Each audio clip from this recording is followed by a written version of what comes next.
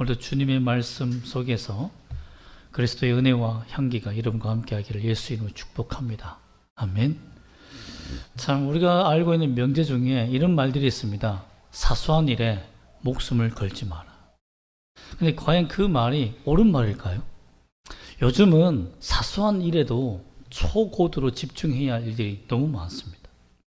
이번에 우크라이나와 러시아의 이 전쟁을 보면 우크라이나 국경에 군사들이 모여 있는 것을 강대국들이 간과함으로 사사로운 일로 생각함으로 말미암아서 속은 거죠. 그런 말미암아 전쟁이 일어났을 때 막을 수 없는 상황까지 오게 되었는데요. 뭐 그 일뿐이겠습니까? 오늘날에는 작은 일에도 최선을 다하지 않으면 성공할 수 없는 시대가 되었습니다. 이 문제를 보고 영적으로 생각해 볼 때에 저는 이런 생각을 했습니다. 세상 사람들은 예수 믿는 것에 대해서 사소한 것으로 생각하지 않는가. 예수님을 믿는 것에 대해서 굉장히 그냥 이상한 광신도적인 집단의 어떤 종교처럼 생각할 때가 참 많습니다. 그러나 그 안에 진리가 있고 구원이 있고 사사로운 것이 아니라 목숨을 걸어야 하는 일이 이곳에 있다는 것을 아무도 모른다는 것입니다. 그러나 우리는 말씀을 통해서 더욱더 이 말씀을 깨닫고 어디에 우리가 목숨을 걸어야 되는가? 정말 사사로운 일인 것인가? 예수 믿는 것이 사사로운 일인 것인가? 다시 한번 발견하는 시간 되시기를 주 예수 이름으로 축복합니다. 아멘. 오늘 보면 사람들이 보기에는 정말 엉성하고 사사로운 일 같은 일에 목숨을 건 자들이 나옵니다. 그것이 누구냐면 바로 모세와 아론입니다. 하나님께서 17절과 19절에 보면 나일강에서 지팡이로 치라, 나일강을 치라 라는 명령을 내립니다. 그러면 피가 된다라고 하세요. 그런데 이 일이 정말 쉬운 일입니까? 우리가 보기엔 쉬울 것 같아요. 나일강에 가서 그냥 지팡이로 탁 치고 또 손을 탁 뻗어서 하면 피가 된다고 하니 되겠지라고 생각하지만 정상적인 사고방식을 가진 사람이라면 정말 하기 힘든 일입니다. 만약에 여러분 85세에서 90세 된 할아버지 2명이 한강에 서서 이상한 막대기를 크게 들고는 한강을 막 두들겨 패는 거예요. 그러면서 피가 되라, 피가 되라, 피가 되라 하고 있으면 여러분 주위 가는 한강에서 운동하는 사람들이 뭐라고 생각했습니까? 이 사람들은 바로 언덕 위에 있는 하얀 집으로 곱게 모셔서 들어가게 될 것입니다. 또 자신들도 그런 일을 하는 것이 굉장히 창피스러울 거예요. 사람들 앞에서 지팡이를 들고 피가 되기를 외치며 이렇게 서 있다면 얼마나 창피하겠어요. 그 창피한 일이 우선이 아닙니다. 목숨을 걸이한 일인데 그게 뭐냐면 나일강을 지배하고 있는 신은 오시리우스라고 해서 그 신은 오시리스라고 해서 생명의 신이요 부활의 신이요 또한 농업의 신입니다. 그런데 나일강을 치면서 피되게 한다는 것은 무엇을 의미하냐면 오시리스가 피를 흘리며 죽으라고 저주하는 일이에요. 여러분 생각해 보세요. 절에 가서 부처상을 놔두고 그 부처상을 막 두들겨 패면서 이 불교의 망해라고 하면 여러분 어떻게 되겠습니까? 그건 머리 깎은 스님들이 가만히 있겠습니까 여러분? 절대 가만히 있지 않죠. 나일강에 서서 피되게 하기 위해서 막 서가지고 뭐 저주를 퍼붓고 있는 그 아론과 두 사람을 보며 어떤 생각이 되겠습니까? 그들이 나일강을 치니까 막 피가 되는 이 상황을 보면 어떤 마음이 되겠어요? 그들을 죽이려고 덤벼들지 않겠습니까? 이 명령을 순종한다는 것은 신과의 전쟁을 붙는 일이기 때문에 목숨을 걸지 않고서 안 되는 일이었어요. 아론과 모세가 얼마나 두려웠겠습니까? 자신이 하는 일이 사람들의 생각에는 가벼운 일 같지만 이 일이 벌어지고 나면 자신들은 살아서 돌아갈 수가 없다는 거죠. 이번에 우크라이나의 전쟁을 보니까 러시아가 들어오는 다리를 막기 위해서 한 사람이 자원하여서 그 포탄을 터뜨리러 가는데요. 포탄을 터뜨리고 돌아올 수가 없으니까 그 사람이 죽을 줄 알면서도 포탄을 터뜨리러 갔다고 하더라고요. 그 포탄을 터뜨림으로 말미암아 그 다리가 끊어져서 러시아가 진군하는 것을 막았다고 하더라고요. 알면서 간다는 것이 영화와 같은 일이 아닙니까? 어떻게 그런 결정을 할 수 있을까요? 자녀들도 있고 가족들도 있던데 어떻게 자기가 선택할 수 있을까요? 모세와 아론도 마찬가지입니다. 이 일을 하기 위해서 나일강에 서는 일은 죽으러 가는 거예요. 죽을 수 있는 위기라는 거죠. 돌아올 수 없는 강을 건너는 거죠. 어떻게 그들이 이런 일을 할 수 있었을까요? 또한 14절에 보면 파라오가 한 번, 두 번 마음이 완강해진 것이 아니지 않습니까?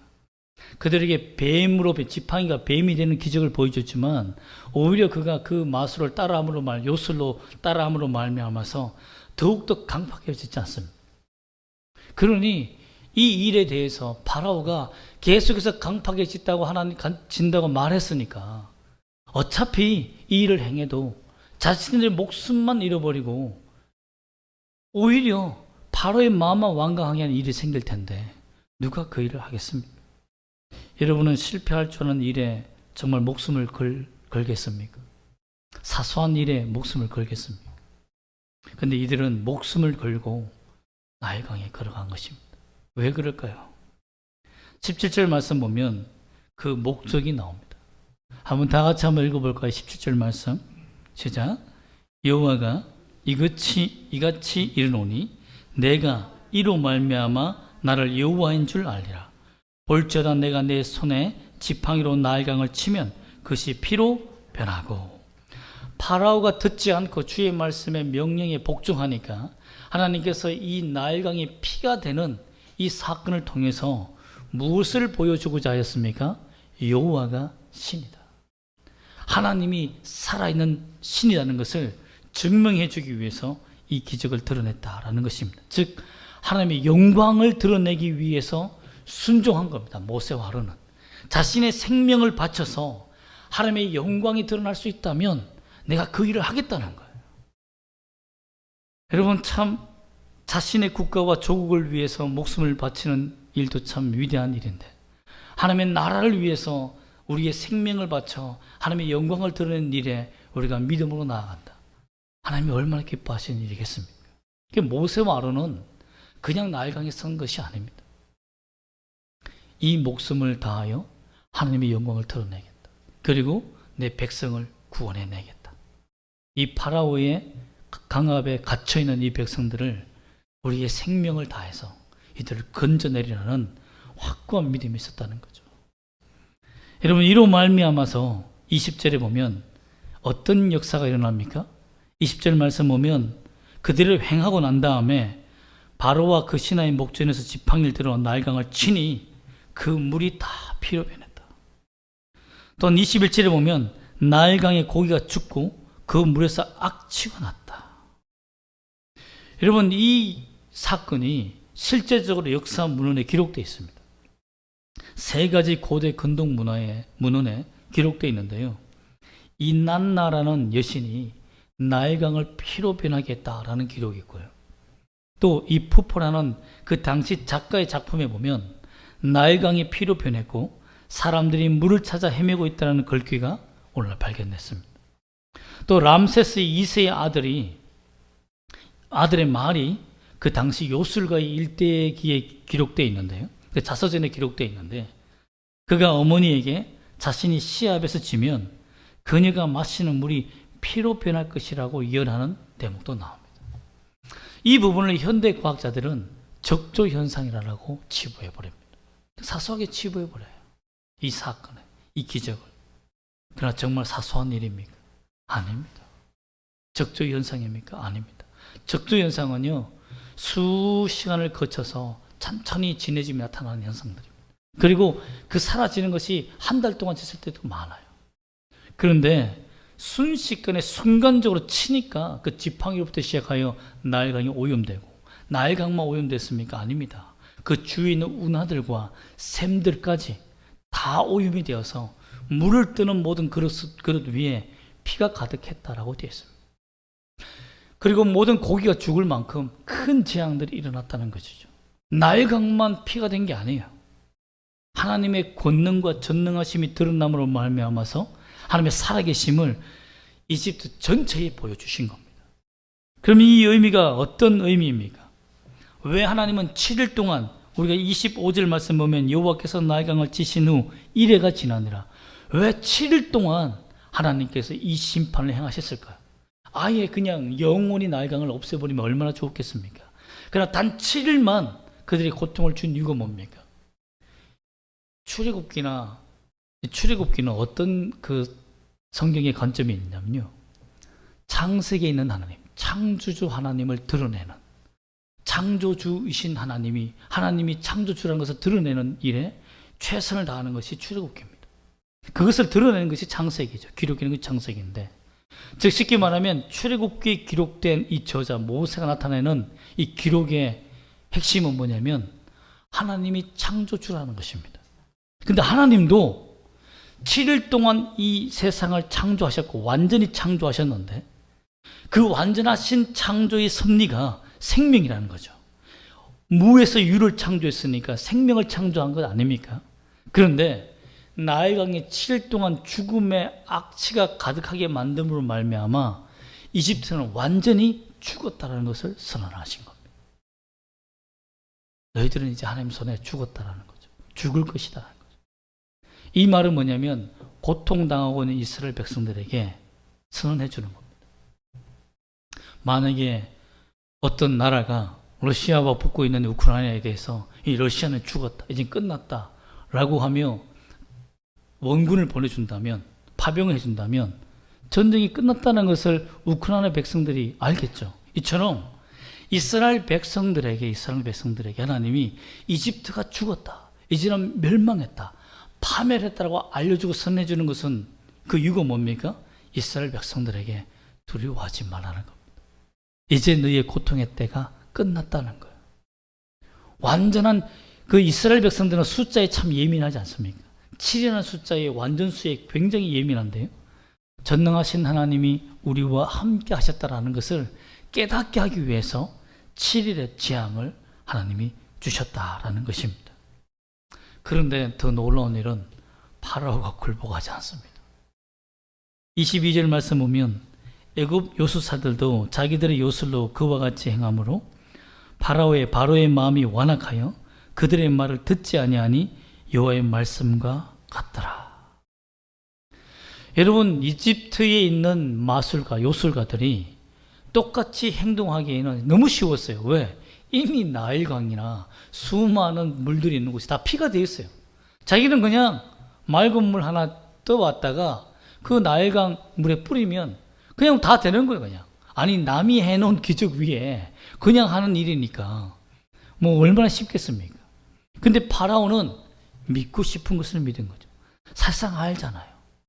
이 기적이 무엇을 의미하는지 파라오가 왜 모르겠습니까? 오늘날 이 시대에 사는 우리는 어떤 의미인지 모르지만 그 당시를 살아가고 있는 이집트의 왕은 나일강의 피가 되었다, 오시리스가 죽었다 라는 그 선언이 얼마나 자기에겐 두려운 일인지 왜 모르겠습니까? 그러나 자기가 믿고 싶은 것만 믿었다는 거예요. 그냥 자기 눈을 가려주기를 원했다는 거죠. 여러분, 참 우리의 모습이 이렇습니다. 하나님께서 주시는 은혜의 기회가 있음에도 불구하고 그 은혜를 살펴보지 못해요. 하나님께서 주신 복에 대해서 세어보지 못하는, 감사함이 없는 불평이 우리에게 가득하지는 않습니다. 내게 하나님이 얼마나 지금까지 복을 주시고 은혜를 주셨는지 생각해보는 은혜가 사라진 거죠. 파라오도 사실상 자기의 자리나 자기 역사를 보면, 요셉 시대부터 역사를 잘 살펴보았다면 이 이집트가 그 대기근 속에서 어떻게 살았는지, 하나님의 역사 속에서 어떻게 살았는지를 알잖아요. 그만큼 하나님의 은혜를 알아야 했던 그들은 하나님을 외면하고 말았다는 것입니다. 여러분, 모세와 아론의 목숨 건 순종의 행동을 통해서 우리가 배울 점이 뭐겠습니까? 또한 우리의 죄악의 악취를 어떻게 하면 제거할 수 있을까요? 정말 이집트의 악취는 이런 의미가 있습니다. 그 당시에는 이집트 사람들이 이스라엘을 냄새나는, 악취나는 존재로 생각했어요. 그런데 하나님께서 선언하신 거죠. 모세와 아론의 믿음의 행동을 통해서 이집트가 썩었다, 죽음의 냄새가 난다, 죽음의 악취가 나는 죄악의 도시다, 이제 너희는 심판받을 것이라는 것을 알려준 겁니다. 이런 것을 볼 때 우리의 믿음의 행동이 하나님의 능력을 나타낸다는 것을 믿어야 합니다. 우리에게 하나님이 나타나려면, 우리가 하나님의 능력을 드러내려면, 하나님의 영광을 드러내려면 내가 믿음으로 살아야 되는 거예요. 왜? 우리는 하나님을 드러내는 통로입니다. 하나님을 드러내는 통로예요. 하나님은 사람을 통해서 역사하십니다. 정말 99% 중에 1%는 기적적으로 하나님이 직접 역사하실 때가 있지만 거의 99%는 믿음의 사람을 통해서 역사한다는 것을 믿어야 합니다, 여러분. 우리가 어떻게 살아가느냐 중요합니다.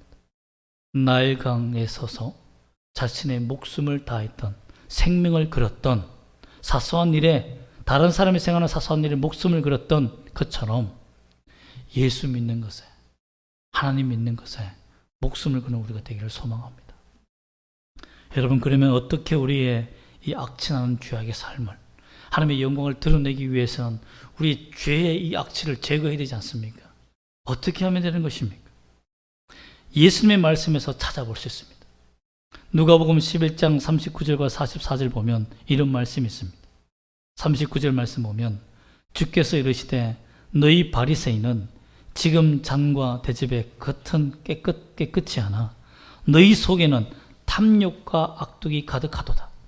44절에서는 화 있을진저 너희여 너희는 평토장한 무덤 같아서 그 위를 밟는 사람이 알지 못하도다. 이 말은 무엇입니까? 겉은 깨끗하고 율법을 잘 지키며 보이지만 그 안이 죄를 회개하지 않고 살아가는 그 마음 때문에 썩은 송장이 그 안에 썩고 있는 무덤과 같다라고 말합니다.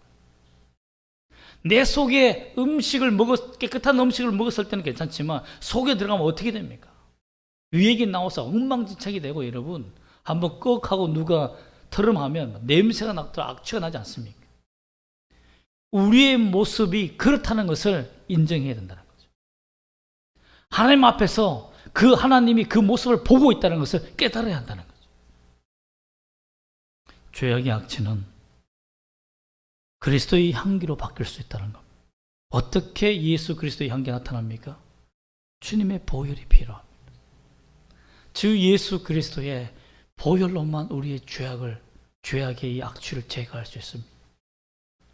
세상의 악취는 그냥 향수를 뿌리면 되지만 우리 안에 있는 영혼의 악취는 예수 그리스도의 보혈이 특효약입니다. 하나님은 우리가 예수 그리스도의 향기로 영적으로 거듭나며 회복하며 살아있는 존재가 되기를 원합니다. 죽음의 냄새를 풍기는 자가 되기를 원치 않습니다. 여러분, 참된 그리스도의 향기는 그리스도의 보혈을 수혈받은 자라는 것을 우리가 깨달을 수 있습니다. 사람이 죽으면요, 아니면 사람이 병들면 피 냄새부터 달라집니다. 죽은 시체의, 죽은 짐승의 그 지독한 냄새는, 살이 썩는 냄새는 피의 썩은 냄새부터 시작된다고 합니다. 그래서 피가 온전치 못하면 면역력도 떨어지고 죽은 냄새가 나기 시작하는 거죠. 여러분, 그러나 수혈을 받고 건강한 피를 수혈받으면 몸이 회복되듯이 우리가 거룩한 그리스도의 향기를 드러내며 우리가 생명을 다해 주님을 섬길 수 있는 거룩한 자녀로 거듭날 수 있는 길은 예수 그리스도의 보혈을 직접 수혈받는 일입니다. 어떻게 해요? 어떻게 예수 그리스도의 보혈을 수혈받습니까? 예수님이 내 죄를 위해서 십자가에 죽으셨다는 것을 믿음으로 수혈받습니다. 얼마나 쉬운 일입니까? 얼마나 간단한 일이에요. 이것을 알지 못하는 자, 이것을 전파했음에도 불구하고 이것을 너무 사사롭게 생각하는 거예요. 그 말 그냥 믿으면 되는 거예요? 그렇게 믿어서 어떻게 우리 영혼이 죄가 사라진단 말이에요? 그것을 믿지 않는 자들은 그 은혜를 누리지 못하지만 그것을 믿는 자들은 예수의 보혈이 내 죄를 용서하고 그리스도의 향기로 충만케 하며 하나님의 자녀가 된다는 사실을 믿는 자들에게는 그 은혜를 누리게 된다는 것입니다. 이렇게 믿는 자들에게 주시는 복이 무엇입니까? 거룩한 하나님의 자녀가 되게 만들고 하나님의 자녀의 권세로 기도하게 하며 하나님의 나라의 시민권을 가지고 사단과 싸워 이긴 그 승리의 능력을 경험하게 하는 거죠. 예수님께서 말씀하십니다. 내가 하늘과 땅의 권세를 받았으니, 하나님께로 받았다는 거예요. 그래서 가라, 너희는 모든 족속과 민족으로 제자를 삼으라고 하신 겁니다. 예수 그리스도를 믿는 자들에게는 이 우주 전체의 권세를 가지고 있는 주님을 내 안에 모시게 되는 영광을 누리게 된다는 것입니다. 이 영광이 사사로운 일입니까? 간단한 일입니까? 우리는 이 사사로운 일에 목숨을 건 자들입니다. 예수를 믿으면서 살아가기 위해서 결단한 자들입니다. 여러분, 참 우크라이나 선교사님의 기도가 참 제 가슴을 참 아프게 하는데, 하나님 아시지요? 40년 동안 이곳에 내 목숨과 피와 땀을 심었습니다. 코로나 질병으로 말미암아 교회가 무너지고, 또한 성도들이 떠나가고, 지금은 전쟁으로 말미암아 고통받고 있습니다. 전쟁에 짐직된 아버지와 자녀들이 헤어지며 눈물을 흘리고 목숨을 던진 나라를 위해서 이 고통에서 벗어나기를 애쓰고, 길거리에서는 성도들이 어깨 동무하며 눈물을 흘리며 기도하며 하나님 이 땅을 회복해달라고 기도하고 있습니다. 하나님, 언제까지 우리는 이 고통에서 벗어날 수 있겠습니까? 어느 때까지 이 고통에서 우리가 구원받을 수 있겠습니까? 정말 하나님은 우리의 편이십니까? 라며 이렇게 기도하는 기도 제목이 SNS에 올라왔더라고요. 여러분, 참 이러한 절규와 고통이 우리에게는 없습니까? 참 너무 고통스럽고 힘들고 막막하고 어려운 이 시절을 살아가지 않습니까? 참 죄악의 세상이 그런 것 같아요. 이 죄악의 악취가 전쟁과 죽음과 미움과 시기와 부패와 명예와 권력에 돈에 미쳐서 살아가는 이 시대인 것 같아요. 그러면 우리가 이 땅에서 어떻게 살아야 되겠습니까? 오직 그리스도의 향기를 드러내면서 살아가야 되는 우리 모습이 되어야 되지 않겠습니까? 성경에서는 분명히 예언합니다. 큰 전쟁이 일어나기 전, 인구, 사람 수 3분의 1이 죽는 전쟁이 일어나기 전, 가장 크게, 여러분 3분의 1이면 지금 그 70억입니다. 여러분 70억의 3분의 1이면 20억이 넘어요. 20억이 넘는 대전쟁이 일어나기 전에, 여러분 시기가 분명합니다. 성경은 일어나기 전에, 적그리스도가 일어나기 전에 무엇이 일어납니까? 그리스도인들을 핍박하고 배교하는 일들이 먼저 일어난다라고 마태복음 말합니다. 예수님은 예언했습니다. 여러분, 그러므로 우리가 이 땅에서 지금 해야 할 일은 무엇입니까? 그리스도의 향기를 드러낼 준비를 해야 되는 것. 그리스도의 향수를 모으는 걸. 어떻게 모읍니까? 생명을 다해 예수 믿는 일로부터 시작해야 하는 것입니다. 하나님이 주신 지팡이, 우리에게 예수 그리스도의 이름입니다. 그 이름을 들고 세상에 나아가서 어려울 때마다 그 벽 앞에서 기도하며 예수의 이름을 무너뜨리며, 내 문제 앞에 예수의 이름이란 지팡이를 들고 나아가서 그 앞에서 무릎 꿇고 주의 이름을 외칠 때, 그 지팡이를 내리칠 때, 예수 이름을 선포할 때 하나님의 영광이 드러날 줄 믿습니다. 그런 그리스도의 향기를 드러내는 여러분 되시기를 주 예수 이름으로 축복합니다. 아멘. 기도하겠습니다.